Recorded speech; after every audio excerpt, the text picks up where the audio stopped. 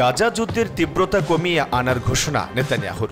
গাজা যুদ্ধ চালিয়ে যাওয়ার ব্যাপারে ইসরায়েলের প্রধানমন্ত্রী বিনিয়ামিন নেতানিয়াহুর দশা হয়েছে শাখের করাতে পড়ার মতো। একদিকে প্রধান মিত্র যুক্তরাষ্ট্রসহ পশ্চিমা দেশগুলো চাইছে অবিলম্বে এই যুদ্ধ বন্ধ হোক। বেশিরভাগ ইসরায়েলি সহ বৈশ্বিক জনমত যুদ্ধের বিরুদ্ধে। অন্যদিকে নেতানিয়াহুর জোট সরকারের কঠোর ইহুদিবাদী মন্ত্রীরা চাইছে যুদ্ধকে আরও ভয়াবহ রূপ দিতে। এই অবস্থায় দুই কুল রক্ষার কৌশল হিসেবে গাজা যুদ্ধকে নতুন একটি ধাপে নিয়ে যাওয়ার ঘোষণা দিয়েছেন নেতানিয়াহু।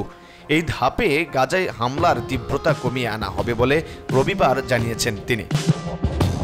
তবে হামলার তীব্রতা কমানো হলেও যুদ্ধে পুরোপুরি ইতি টানা হবে না। উল্লেখ করে নেতানিয়াহু বলেন, গাজার উপর থেকে প্রতিরোধ গোষ্ঠীগুলোর নিয়ন্ত্রণ ছিনিয়ে না নেওয়া পর্যন্ত অভিযান চলবে।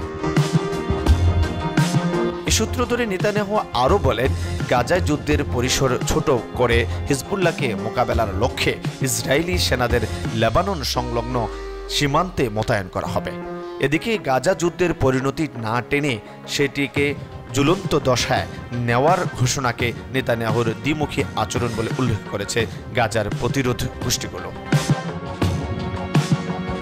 এক বিবৃতিতে তারা জানায়, নেতানিয়াহুর অবস্থান এই বার্তাই দেয় যে তিনি জাতিসংঘের নিরাপত্তা পরিষদে পাশ হওয়া যুদ্ধবিরতি প্রস্তাব বা যুক্তরাষ্ট্রের শান্তি প্রস্তাবের বিরুদ্ধে অবস্থান নিয়েছেন। এই অবস্থায় প্রতিরোধ গোষ্ঠীগুলো গাজায় ইসরায়েলি বাহিনীকে চরমভাবে মোকাবেলা করা হবে বলে হুঁশিয়ারি জানিয়েছে।